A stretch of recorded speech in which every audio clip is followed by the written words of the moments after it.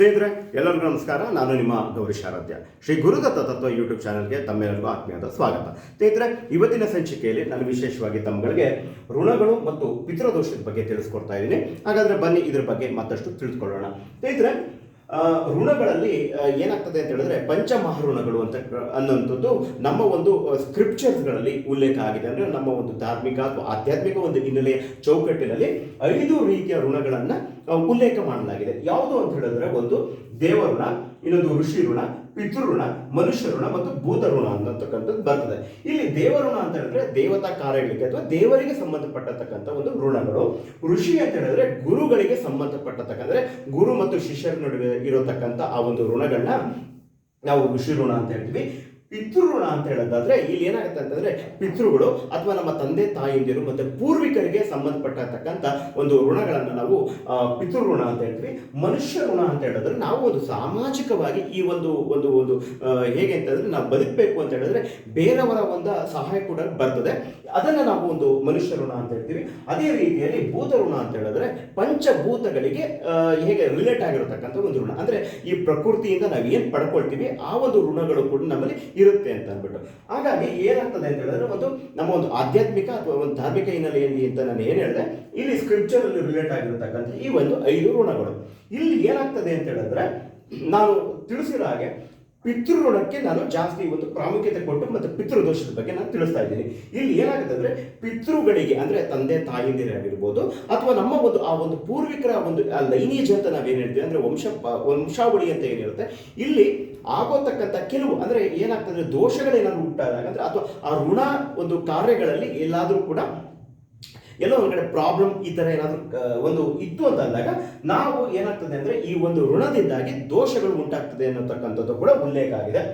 ಇಲ್ಲಿ ಏನಾಗ್ತದೆ ಅಂತಂದರೆ ಈ ಒಂದು ಪಿತೃ ಋಣಗಳ ಒಂದು ಹೇಗೆಂದರೆ ಆ ಕಾರ್ಯ ಏನು ನಡೆಯುತ್ತೆ ಅಥವಾ ಅವರ ಒಂದು ಮಾತು ತಪ್ಪುವಂಥದ್ದಾಗಿರ್ಬೋದು, ಸೊ ಅಥವಾ ಆ ಒಂದು ನಮ್ಮ ಒಂದು ವಂಶದಲ್ಲಿ ಯಾವುದೋ ಒಂದು ಆಚರಣೆ ಇರುತ್ತೆ ಅದನ್ನು ಮಾಡದೇ ಇದ್ದಾಗ ಅಂದರೆ ಈ ರೀತಿಯ ಒಂದು ಕಾರ್ಯಗಳಲ್ಲೆಲ್ಲ ನಿಂತಾಗಿರ್ಬೋದು ಅಥವಾ ಅವರ ಸೇವೆಗಳನ್ನು ನಾವು ಮಾಡದೇ ಇದ್ದಾಗ ನಮ್ಗೆ ಏನಾಗ್ತದೆ ಅಂತ ಹೇಳಿದ್ರೆ ಅದು ಪಿತೃದೋಷಕ್ಕೆ ಕಾರಣ ಆಗ್ತದೆ ಅನ್ನತಕ್ಕಂಥದ್ದು ಕೂಡ ಉಲ್ಲೇಖ ಆಗಿದೆ.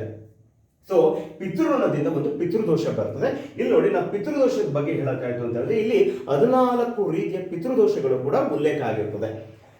ಈ ಪಿತೃದೋಷಕ್ಕೆ ನಮ್ಮ ಒಂದು ಅಂತಂದ್ರೆ ನಮ್ಮ ಒಂದು ಕುಂಡಲಿಯಲ್ಲಿ ಯಾವ ರೀತಿಯಲ್ಲಿ ನೋಡ್ಬೋದು ಅನ್ನೋದ್ರ ಬಗ್ಗೆನೂ ಕೂಡ ನಾನು ಇಲ್ಲಿ ತಿಳಿಸ್ಕೊಡ್ತಾ ಇದ್ದೀನಿ. ಹೇಗೆ ಅಂತ ಹೇಳಿದ್ರೆ ನಮ್ಮ ಒಂದು ಜನ್ಮ ಜಾತಕದಲ್ಲಿ ಯಾವ ರೀತಿಯಲ್ಲಿ ಈ ಒಂದು ಯಾಕೆಂತಂದ್ರೆ ನಮ್ಮ ಒಂದು ಜನ್ಮ ಜಾತಕದ ಮುಖೇನೂ ಕೂಡ ನಮಗೆ ಪಿತೃದೋಷ ಇದೆಯಾ ಇಲ್ವಾ ಅನ್ನೋದ್ರ ಬಗ್ಗೆನೂ ಕೂಡ ನಾವು ಒಂದು ಮಾಹಿತಿಯನ್ನು ಪಡ್ಕೋಬಹುದು. ಹೇಗೆ ಅಂತ ಹೇಳಿದ್ರೆ ರವಿಯನ್ನ ಒಂದು ಪ್ರಧಾನವಾಗಿ ಒಂದು ಗ್ರಹ ಅಂತ ನಾವು ತಗೊಳ್ತೀವಿ. ಯಾಕೆಂತಂದ್ರೆ ನ್ಯಾಚುರಲ್ ಒಂದು ಪಿತೃಗೆ ಅಂದ್ರೆ ಅದರ ತಂದೆಗೆ ಕಾರಕ ಆಗಿರತಕ್ಕಂಥದ್ದು ಪಿತೃಕಾರಕ ಗ್ರಹ ಯಾವ್ದಾಗಿರುತ್ತೆ ಅಂತ ಹೇಳಿದ್ರೆ ರವಿ. ಆದ್ರಿಂದ ರವಿಯನ್ನ ನಾವು ಪ್ರಧಾನವಾಗಿ ನಾವು ಕನ್ಸಿಡರ್ ಮಾಡ್ತೀವಿ. ಅದೇ ರೀತಿಯಲ್ಲಿ ರಾಹು, ಕೇತು ಮತ್ತು ಶನಿಯನ್ನು ಕೂಡ ನಾವು ಕನ್ಸಿಡರ್ ಮಾಡ್ತಾ ಹೋಗ್ತೀವಿ. ಮತ್ತು ಇಲ್ಲಿ 5ನೇ ಭಾವ ಮತ್ತು 9ಮ ಭಾವವನ್ನು ನಾವು ಹೇಗೆ ಅಂತಂದ್ರೆ ಬಹಳಷ್ಟು ಇಂಪಾರ್ಟೆಂಟ್ಸ್ ಆಗಿರುತ್ತೆ. ಅದನ್ನು ಕೂಡ ನಾನು ನಿಮಗೆ ನೋಟ್ ಮಾಡಿದ್ದೀನಿ.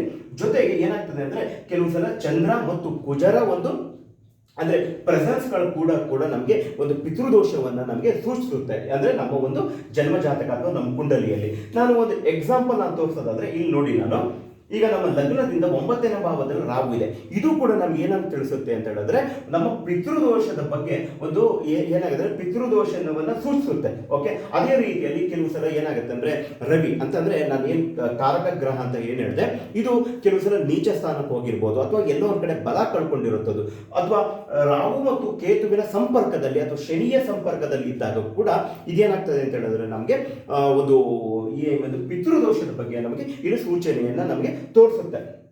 ಅದೇ ರೀತಿಯಲ್ಲಿ ಚಂದ್ರ ಕೆಲವು ಸಲ ಏನಾಗುತ್ತೆ 4ನೇ ಭಾವ ಏನಂತಂದ್ರೆ ಒಂದು ಮಾತೃ ಸ್ಥಾನವನ್ನು ಏನು ತೋರಿಸುತ್ತೆ. ಇದರಿಂದಲೂ ಕೂಡ ನಾವು ಪಿತೃದೋಷದ ಬಗ್ಗೆ ನಾವು ಹೇಗೆ ಅಂತ ಹೇಳಿದ್ರೆ ಒಂದು ಒಂದು ಸೂಚನೆಯನ್ನು ನಾವು ಪಡ್ಕೋಬಹುದು. ಅಂದ್ರೆ ನಮ್ಮ ಒಂದು ಜನ್ಮ ಜಾತಕದಲ್ಲಿ ಈಗ ನಾನು ಜನ್ಮ ಜಾತಕ ತೋರಿಸಿದ್ದೀನಿ ನೋಡಿ ನಾನು. ಸೊ ಇಲ್ಲಿ 5ನೇ ಭಾವ ಮತ್ತು 9ನೇ ಭಾವವನ್ನು ತೋರಿಸಿದ್ದೀನಿ. ಇವೆಲ್ಲವೂ ಕೂಡ ನಮ್ಗೆ ಏನು ಹೇಳುತ್ತೆ ಅಂತ ಹೇಳೋದಾದ್ರೆ ಪಿತೃದೋಷ ಇದೆಯಾ ಇಲ್ವಾ ಅನ್ನೋದ್ರ ಬಗ್ಗೆ ನಾವು ಮಾಹಿತಿಯನ್ನು ನಾವು ಪಡ್ಕೋಬಹುದು. ಮತ್ತು ಇಲ್ಲಿ ನಾನು ಏನು ತೋರಿಸಿ ಇದಕ್ಕಿಂತಲೂ ಕೂಡ ನಾವು ಅಂದ್ರೆ ಅನಾಲಿಸಿಸ್ ಮಾಡ್ತಾ ಹೋಗ್ಬೇಕಾಗ್ತದೆ. ಇಲ್ಲಿ ಏನಾಗ್ತದೆ ಅಂದ್ರೆ ನಾನು ನಿಮಗೆ ಒಂದು ಕೆಲವು ಅಂಶಗಳನ್ನು ಮಾತ್ರ ನಾನಿಲ್ಲಿ ನಿಮಗೆ ತೋರಿಸಿದ್ದೀನಿ.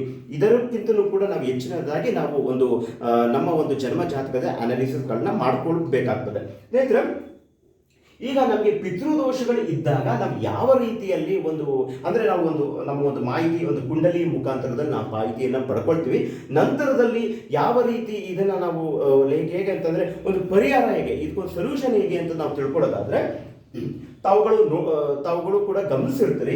ಪರಿಹಾರ ಅಂತ ಹೇಳಿದಾಗ ಕೆಲವು ಶಾಂತಿ ಪೂಜೆ ಹೇಗೆ ಅಂತಂದ್ರೆ ಮೋಕ್ಷ ನಾರಾಯಣ ಬಲಿ ಅನ್ನೋದಂತಾಗಿರ್ಬೋದು ಅಥವಾ ಶ್ರಾದ್ದ ಕಾರ್ಯಗಳು ಮಾಡುವಂಥದ್ದು, ಇವೆಲ್ಲವೂ ಕೂಡ ಏನಾಗುತ್ತೆ ಶಾಂತಿ ಪೂಜೆಗೆ ಅದು ರಿಲೇಟ್ ಆಗಿರುತ್ತೆ. ಅದೇ ರೀತಿಯಲ್ಲಿ ಒಂದು ಸೇವೆಯನ್ನು ಮಾಡೋತಕ್ಕಂಥದ್ದು ಅಂದ್ರೆ ನಿಮ್ಮ ಪೂರ್ವಿಕರಿಗೆ ಸಂಬಂಧಪಟ್ಟಂತಹ ಒಂದು ಸೇವೆಗಳನ್ನು ಮಾಡುವಂಥದ್ದು ಮತ್ತು ದಾನ. ಆಕ್ಚುಲಿ ಏನಾಗುತ್ತೆ ಅಂದ್ರೆ ಅತಿ ಹೆಚ್ಚು ನಮಗೆ ಒಂದು ಫಲ ಕೊಡುವಂಥದ್ದು ಯಾವುದು ಅಂತ ಹೇಳಿದ್ರೆ ದಾನ. ಅಂದ್ರೆ ಈ ಒಂದು ಶಾಂತಿ ಪೂಜೆಗಳನ್ನ ಮಾಡೋದ್ರ ಜೊತೆಗೆ ದಾನವನ್ನು ನೀಡುವಂಥದ್ದು ಹೆಚ್ಚಿನದಾಗಿ ಒಂದು ಹೇಗೆ ರಿಸಲ್ಟ್ಗಳನ್ನ ಕೊಡ್ತಾ ಹೋಗ್ತದೆ. ಕೆಲವರು ಏನಾಗ್ತದೆ ಅಂತ ಹೇಳಿದ್ರೆ ಆರ್ಥಿಕವಾಗಿ ಬಹಳಷ್ಟು ಅಂದ್ರೆ ಆರ್ಥಿಕವಾಗಿ ಅವ್ರಿಗೆ ಅದನ್ನ ಈ ಒಂದು ಕಾರ್ಯಗಳನ್ನ ಮಾಡ್ಕೋಬಹುದು ಅಂತ ಹೇಳಿದ್ರೆ ಈ ಶಾಂತಿ ಒಂದು ಪೂಜೆಯನ್ನ ಮಾಡ್ಕೋಬಹುದು. ಇಲ್ಲದಿದ್ದರೆ ನೀವು ಅಂದ್ರೆ ನಿಮ್ಮ ಒಂದು ಮನೆಯಲ್ಲಿ ಅಥವಾ ಒಂದು ನಾರ್ಮಲ್ ರೊಟೀನ್ಗಳಲ್ಲಿ ಕೂಡ ನೀವು ಪರಿಹಾರಗಳನ್ನು ನೀವು ಮಾಡ್ಕೋಬಹುದು. ಯಾವ ರೀತಿ ಅಂತ ಹೇಳೋದಾದ್ರೆ ಗುರು ಚರಿತ್ರೆಯನ್ನು ಪಾರಾಯಣ ಮಾಡುವಂಥದ್ದಾಗಿರ್ಬೋದು, ವಿಷ್ಣು ಸಹಸ್ರನಾಮವನ್ನು ಪಾರಾಯಣ ಮಾಡುವಂಥದ್ದಾಗಿರ್ಬೋದು. ಆಕ್ಚುಲಿ ವಿಷ್ಣು ಸಹಸ್ರನಾಮ ಬಹಳಷ್ಟು ಹೇಗೆ ಅಂತಂದ್ರೆ ಇನ್ಫ್ಲೂಯೆನ್ಸ್ ಆಗಿರತಕ್ಕಂಥ ಒಂದು ಅಂದ್ರೆ ನಾರಾಯಣಗೆ ಸಂಬಂಧಪಟ್ಟಿರತಕ್ಕಂಥ ಒಂದು ಸ್ತೋತ್ರ ಆಗಿರುತ್ತದೆ. ಅಂದ್ರೆ ವಿಷ್ಣುವಿನ 1000 ಒಂದು ನಾಮಾವಳಿ ಇರತಕ್ಕಂಥದ್ದು.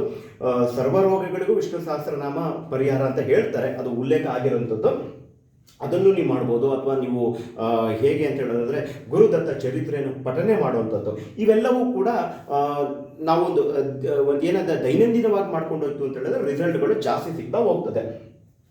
ಮತ್ತು ಇನ್ನೂ ಕೂಡ ವಿಶೇಷವಾಗಿರುವಂಥದ್ದು ಯಾವುದು ಅಂತ ಹೇಳಿದ್ರೆ ಈ ಮಹಾಲಯ ಅಥವಾ ಈ ಒಂದು ಪಿತೃಪಕ್ಷ ಅಂತ ನಾವೇನು ಹೇಳ್ತೀವಿ, ಈ ಮಹಾಲಯ ಅಮಾವಾಸ್ಯೆ ಅಥವಾ ಈ ಒಂದು ಆಚರಣೆ ಏನಿರುತ್ತೆ ಇದು ಬಹಳಷ್ಟು ಎಫೆಕ್ಟ್ ಕೊಡತಕ್ಕಂಥ ಒಂದು ಅಂದ್ರೆ ಪಿತೃದೋಷಗಳೇನಾದರೂ ಇತ್ತು ಅಂತಂದ್ರೆ ಈ ಒಂದು ಸಮಯದಲ್ಲಿ ಈ ಒಂದು ಆಚರಣೆ ಮೂಲಕ ಅಂದ್ರೆ ಏನಂದ್ರೆ ಶಾಂತಿ ಪೂಜೆ ಮಾಡೋದಾಗಿರ್ಬೋದು ಅಥವಾ ಸೇವೆಗಳನ್ನ ಮಾಡಿರುವಂಥದ್ದಾಗಿರ್ಬೋದು. ಸೇವೆಗಳು ಅಂತ ಹೇಗೆ ಅಂತ ಹೇಳಿದ್ರೆ ತಾವು ಹೇಗೆ ಅಂತ ಹೇಳಿದ್ರೆ ಒಂದು ಆರ್ಥಿಕವಾಗಿ ಸಬಲರಾಗಿತ್ತು ಅಂತ ಹೇಳಿದ್ರೆ ಅಥವಾ ಪಿತೃದೋಷ ಇದ್ದು ನಮಗೆ ದಾನ, ಬಿಕಾಸ್ ಯಾಕೆಂದ್ರೆ ಪಿತೃದೋಷಗಳಿತ್ತು ಅಂತಂದ್ರೆ ಬಹಳಷ್ಟು ಅವರುಗಳಿಗೆ ಅವರ ಒಂದು ಡೈಲಿ ಲೈಫ್ ಆಗಿರ್ಬೋದು ಅಥವಾ ಯಾವುದೇ ಒಂದು ಕೆರಿಯರ್ ಓರಿಯೆಂಟೆಡ್ ಆಗಿರ್ಬೋದು ಅಥವಾ ಅವರ ಲೈಫ್ ಪ್ರೋಗ್ರೆಸಿಂಗ್ ಅಲ್ಲಿ ಕೂಡ ಅವರು ಬಹಳಷ್ಟು ಪ್ರಾಬ್ಲಮ್ಗಳನ್ನು ಫೇಸ್ ಮಾಡ್ತಿರ್ತಾರೆ. ಇಲ್ಲಿ ದಾನ ಅಂತ ಹೇಗೆ ಅಂತ ಹೇಳೋದಾದ್ರೆ ಒಂದು ವೃದ್ಧಾಶ್ರಮಕ್ಕೆ ಅಥವಾ ಒಂದು ಸೇವೆಯನ್ನು ಮಾಡುವಂಥದ್ದಾಗಿರ್ಬೋದು ಅಥವಾ ನಮ್ಮ ಕೈಲಾದಂಥ ಒಂದು ಸೇವೆಗಳನ್ನು ಮಾಡುವಂಥದ್ದು ಕೂಡ ಆಗಿರ್ತದೆ. ಇಲ್ಲಿ ಮಾಲಯ ಅಮಾವಾಸ್ಯೆ ಈ ಒಂದು ನಾನು ಆಕ್ಚುಲಿ ಇದ್ರ ಬಗ್ಗೆ ಈ ಒಂದು ಆಚರಣೆ ಬಗ್ಗೆ ಹೇಳೋದಾಯ್ತು ಅಂತ ಹೇಳೋದಾದ್ರೆ ಈ ಒಂದು 15 ದಿನಗಳು ಇರತಕ್ಕಂಥ ಪಾಡ್ಯದಿಂದ ನಮಗೆ ಒಂದು ಅಮಾವಾಸ್ಯೆವರೆಗೆ ಏನು ಆ ಒಂದು 15 ದಿನಗಳಿರ್ತದೆ. ಈ ಒಂದು ಮಾಲಯ ಒಂದು ಪಿತೃಪಕ್ಷದ ಸಮಯದಲ್ಲಿ ದುರ್ಗಾ ಸಪ್ತಶತಿ ಅಂತ ಇದೆ. ದುರ್ಗಾ ಸಪ್ತಶತಿಯನ್ನು ನಾವು ಓದುವಂಥದ್ದಲ್ಲಿ ಬಹಳಷ್ಟು ಬಿಕಾಸ್ ಈ ಒಂದು ಪಿತೃದೋಷಕ್ಕೆ ದುರ್ಗಾ ಸಂಬಂಧಪಟ್ಟ ಹಾಗೆ ನಾವೇನು ಒಂದು ದುರ್ಗಾ ಸಪ್ತಶತಿ ಅಂತ ಹೇಳ್ತೀವಿ, ಇದು ಈ ಆಚರಣೆಯನ್ನು ಅಂದ್ರೆ ದುರ್ಗಾ ಸಪ್ತಶತಿಯನ್ನು ಪಾರಾಯಣ ಮಾಡುವಂಥದ್ದು ಬಹಳಷ್ಟು ನಮಗೆ ಒಂದು ಎಫೆಕ್ಟ್ಗಳನ್ನು ಕೊಡ್ತಾ ಹೋಗುತ್ತೆ. ಅದೇ ರೀತಿಯಲ್ಲಿ ಗುರು ಚರಿತ್ರೆಯನ್ನು ಅಂದ್ರೆ ದತ್ತಾತ್ರೇಯರಿಗೆ ಸಂಬಂಧಪಟ್ಟಂತಹ ಗುರು ಚರಿತ್ರೆಯನ್ನು ಓದುವಂಥದ್ದಾಗಿರ್ಬೋದು ಮತ್ತು ಧಾರ್ಮಿಕ ಕ್ಷೇತ್ರ ಅದರಲ್ಲೂ ಕೂಡ ಗುರುಗಳಿಗೆ ಸಂಬಂಧಪಟ್ಟತಕ್ಕಂಥ ಒಂದು ಧಾರ್ಮಿಕ ಕ್ಷೇತ್ರಕ್ಕೆ ಹೋಗಿ ಅಲ್ಲಿ ಒಂದು ಸೇವಾ ಕಾರ್ಯಗಳಲ್ಲಿ ಇರುವಂತದ್ದಾಗಿರ್ಬೋದು ಅಥವಾ ನಿಮ್ಮ ಕುಲದೇವರ ಯಾವ ಒಂದು ಏನಿರುತ್ತೆ ದೇವಸ್ಥಾನಗಳಿಗೆ ಹೋಗಿ ಅಲ್ಲಿ ಪರಿಹಾರ ಮಾಡಿಕೊಳ್ಳುವಂಥದ್ದು ಕೂಡ ಬಹಳಷ್ಟು ನಿಮಗೆ ಪಾಸಿಟಿವ್ ರಿಸಲ್ಟ್ಗಳನ್ನು ಕೊಡ್ತಾ ಹೋಗುತ್ತೆ. ಸೊ ಇಲ್ಲಿ ನಾನೇನು ಹೇಳಿದ್ದೀನಿ ಅಂತ ಹೇಳಿದ್ರೆ ಇದೇ ತಿಂಗಳ ಅಂದ್ರೆ ಸೆಪ್ಟೆಂಬರ್ 8ರಿಂದ 21ನೇ ತಾರೀಕು ಅಂತಂದ್ರೆ ಆ ಒಂದು 15 ದಿನ ಏನಿರುತ್ತೆ ಇದನ್ನ ವ್ರತದ ರೀತಿಯಲ್ಲಿ ಆಚರಣೆ ಮಾಡಿ. ಬಿಕಾಸ್ ಯಾಗ್ತದೆ ಅಂತ ಹೇಳೋದಂದ್ರೆ ನಾನು ಮೊದಲೇ ಹೇಳಿದಾಗೆ ಈ ಪಿತೃ ಋಣ ಅನ್ನುವಂಥದ್ದು ಬೇರೆ ಋಣಗಳು ಯಾವುದೇ ಒಂದು ಋಣಗಳಾಗಿರ್ಬೋದು ಈ ಒಂದು ಋಣಗಳನ್ನು ತೀರ್ಸೋದಕ್ಕೆ ಬಹಳಷ್ಟು ಅಸಾಧ್ಯವಾದ ಒಂದು ಅಂಶ ಆಗಿರ್ತದೆ. ಆದ್ರಿಂದ ಒಂದು ಪಿತೃಗಳಿಗೆ ಸಂಬಂಧಪಟ್ಟತಕ್ಕಂಥ ಒಂದು ಕಾರ್ಯಗಳನ್ನು ಮಾಡುವಂಥದ್ದು ಈ ಒಂದು 15 ದಿನವನ್ನು ಒಂದು ವ್ರತಾಚರಣೆ ರೀತಿಯಲ್ಲಿ ಮಾಡ್ಕೊಂಡಾಯ್ತು ಅಂತ ಹೇಳಿದ್ರೆ ಡೆಫಿನೆಟ್ ಆಗಿ ನಿಮ್ಮ ಒಂದು ಲೈಫ್ ಪ್ರೋಗ್ರೆಸ್ಗೆ ಅದು ಖಂಡಿತವಾಗಿ ಹೆಲ್ಪ್ ಮಾಡ್ತಾ ಹೋಗ್ತದೆ. ನಿಮ್ಮ ಕೈಲಾದಂತಹ ಒಂದು ಸೇವೆಗಳನ್ನು ಮಾಡುವಂಥದ್ದಾಗಿರ್ಬೋದು, ದಾನ ಧರ್ಮಗಳನ್ನು ಮಾಡುವಂಥದ್ದು ಈ ಒಂದು ದಿನಗಳಲ್ಲಿ ಅಂದರೆ ಈ ಒಂದು 15 ದಿನಗಳಲ್ಲಿ ಅಂದರೆ ಬೇರೆ ದಿನ ಬೇಡ ಅಂತಲ್ಲ, ಈ 15 ದಿನದಲ್ಲಿ ಬಹಳಷ್ಟು ನಿಮಗೆ ಎಫೆಕ್ಟ್ಗಳನ್ನು ಕೊಡ್ತಾ ಹೋಗ್ತದೆ ಸ್ನೇಹಿತರೆ. ಮತ್ತು 21ನೇ ತಾರೀಕು ಅಂದರೆ ಇಲ್ಲಿ ಕೊನೆಯ ದಿನ ಬಂದ್ಬಿಟ್ಟು ಅದನ್ನ ಮಹಾಲಯ ಅಮಾವಾಸ್ಯೆ ಅಂತ ನಾವು ಆಚರಣೆ ಮಾಡ್ತೀವಿ. ಈ ಒಂದು ಪಿತೃಪಕ್ಷದ ಒಂದು 15 ದಿನದ ಆಚರಣೆ ಏನಿರುತ್ತೆ ಅದನ್ನು ನೀವು ತಿಳಿಸಿದ ಹಾಗೆ ಒಂದು ವ್ರತದ ರೀತಿಯಲ್ಲಿ ಆಚರಣೆ ಮಾಡಿ. ಆ ಒಂದು ಏನು 15 ದಿನಗಳಿರುತ್ತೆ ಪಿತೃಗಳಿಗೆ ಸಂಬಂಧಪಟ್ಟತಕ್ಕಂಥ ಯಾವುದೇ ಒಂದು ಕಾರ್ಯಗಳನ್ನು ಮಾಡುವಂಥದ್ದಾಗಿರ್ಬೋದು, ಶಾಂತಿ ಪೂಜೆಗಳನ್ನು ಮಾಡುವಂಥದ್ದಾಗಿರ್ಬೋದು, ಅದು ನಿಮಗೆ ಏನಾಗ್ತದೆ ಅಂತಂದರೆ ಒಂದು ಪಾಸಿಟಿವ್ ಎಫೆಕ್ಟ್ ಕೊಡುತ್ತೆ. ನಿಮ್ಮ ಲೈಫಲ್ಲಿ ಒಂದು ಪ್ರೋಗ್ರೆಸ್ಗಳು ಬರ್ತಾ ಹೋಗ್ತದೆ. ಮತ್ತು ನಾನು ತಿಳಿಸ್ತಾ ಹಾಗೆ ತಾವು ಒಂದು ಏನಂತಾರೆ ಪಿತೃಪಕ್ಷದಲ್ಲಿ ಆದಷ್ಟು ನೀವು ಏನಾಗ್ತಂದರೆ ಒಂದು ಧಾರ್ಮಿಕ ಮತ್ತು ಆಧ್ಯಾತ್ಮಿಕ ದೃಷ್ಟಿಯಲ್ಲಿ ಒಂದು ಪಾರಾಯಣ ಮಾಡುವಂಥದ್ದಾಗಿರ್ಬೋದು, ಸಪ್ತಶತಿ ಅಂತ ನಾನು ಹೇಳಿದೆ, ಸಪ್ತಶತಿ ಓದೋದಾಗಿರ್ಬೋದು, ಮತ್ತು ಯಾವುದೇ ರೀತಿಯಲ್ಲಿ ಒಂದು ಆಧ್ಯಾತ್ಮಿಕ ಒಂದು ಪ್ರೋಗ್ರೆಸ್ಗಳನ್ನು ಮಾಡಿಕೊಂಡ್ರು ಕೂಡ ಭಾಳಷ್ಟು ನಮ್ಮಲ್ಲಿ ಒಂದು ಲೈಫಲ್ಲಿ ಪ್ರೋಗ್ರೆಸ್ಗಳು ಆಗ್ತಾ ಹೋಗ್ತದೆ. ಇಷ್ಟು ಮಾಹಿತಿಯನ್ನು ಒಂದು ಋಣಗಳು ಮತ್ತು ಪಿತೃದೋಷಕ್ಕೆ ಸಂಬಂಧಪಟ್ಟತಕ್ಕಂಥ ಒಂದು ಮಾಹಿತಿಯನ್ನು ನೀಡಿದ್ದೀನಿ ಸ್ನೇಹಿತರೆ. ಮತ್ತು ಇದನ್ನು ಈ ಒಂದು ಲೈಕ್ ರಿಲೇಟೆಡ್ ಆಗಿ ನಾನು ಏನು ಎಕ್ಸ್ಪ್ಲನೇಷನ್ ಕೊಟ್ಟಿದ್ದೀನಿ, ಸೊ ನಿಮ್ಮ ಒಂದು ಕುಂಡಲಿಗೆ ನೀವು ಅದನ್ನ ಅಪ್ಲೈ ಮಾಡ್ಕೊಳ್ಳಿ. ಈ ರೀತಿಯ ಏನಾದರೂ ಪ್ರೆಸೆನ್ಸ್ ಇತ್ತು ಅಂತ ಹೇಳಿದ್ರೆ ಅಲ್ಲಿ ನಿಮಗೆ ಪಿತೃದೋಷ ಇರತಕ್ಕಂಥ ಸಾಧ್ಯತೆಗಳು ಇತ್ತು ಅಂತ ಹೇಳೋದಾದ್ರೆ ಈ ಒಂದು ಆಚರಣೆಗಳನ್ನು ಒಂದು ಇನ್ನೂ ಕೂಡ ನೀವು ಒಂದು ಮ್ಯಾಕ್ಸಿಮಮ್ ಯಾವ ರೀತಿ ಅಂದರೆ ನಿಮ್ಮ ಒಂದು ಶಕ್ತಿ ಅನುಸಾರವಾಗಿ ಮಾಡಿ ನೀವು ಒಂದು ಒಳ್ಳೆಯ ಫಲವನ್ನು ಪಡ್ಕೊಳ್ಳಿ ಅಂತ ಹೇಳಿ ನನ್ನ ಈ ಒಂದು ಏನಂತ ಹೇಳಿದ್ರೆ ಎಪಿಸೋಡ್ ಏನಿದೆ ನಾನು ಇಲ್ಲಿಗೆ ಸಮಾಪ್ತಿ ಮಾಡ್ತಾ ಇದ್ದೀನಿ. ನನ್ನ ಒಂದು ಯೂಟ್ಯೂಬ್ ಚಾನಲಲ್ಲಿ ತಮ್ಮಗಳಿಗೆ ಧಾರ್ಮಿಕ, ಆಧ್ಯಾತ್ಮಿಕ ಮತ್ತು ಜ್ಯೋತಿಷಕ್ಕೆ ಸಂಬಂಧಪಟ್ಟತಕ್ಕಂಥ ವಿಷಯಗಳನ್ನು ನಾನು ಅಪ್ಲೋಡ್ ಮಾಡ್ತಾ ಹೋಗ್ತೀನಿ. ಸೊ ಈ ಒಂದು ನಾನು ಏನು ಕಂಟೆಂಟ್ ಮಾಡಿದ್ದೀನಿ ತಮಗೆಲ್ಲರೂ ಕೂಡ ಅನುಕೂಲ ಆಗಿದೆ ಅನ್ನತಕ್ಕಂಥ ಒಂದು ಅಂದ್ಕೊಂಡಿದ್ದೀನಿ. ಸೊ ಇಷ್ಟು ಹೇಳಿ ನನ್ನ ಈ ಒಂದು ಈ ಒಂದು ಸಂಚಿಕೆಯನ್ನು ನಾನು ಇಲ್ಲಿಗೆ ಸಮಾಪ್ತಿ ಮಾಡ್ತಾ ಇದ್ದೀನಿ. ತಮ್ಮೆಲ್ಲರೂ ಕೂಡ ಒಳ್ಳೆಯದಾಗಲಿ. ಸರ್ವಜನ ಸುಖಿನೋ ಭವಂತು.